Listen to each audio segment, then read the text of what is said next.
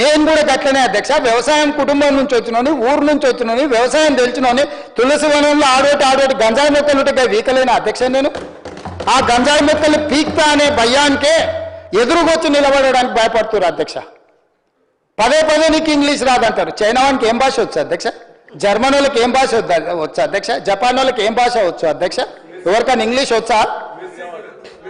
మెస్సీకి ఏమొస్తుంది అధ్యక్ష? మా మిత్రుడు శ్రీధర్ రేపు మెస్సీకి స్పానిష్ తప్ప ఏం రాదు అధ్యక్ష. ఆటగానికి ఆట తెలవాలి అధ్యక్ష, పరిపాలన చేసేటువంటి పాలన తెలవాలి అధ్యక్ష.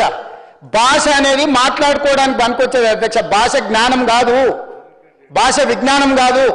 అమెరికాలో బిచ్చమెత్తుకునేటువంటి బాత్రూమ్లు కడేటువంటి కూడా ఇంగ్లీష్ అవుతుంది. ఆడ పుట్టినోడు, పెరిగినోడు, సచ్చినోడు అందరూ ఇంగ్లీషే మాట్లాడతారు. ఆడ వేరే భాషనే రాదు. వాళ్ళు తెలుగు మాట్లాడమని చూస్తా అమెరికా వాడిని తీసుకొచ్చి.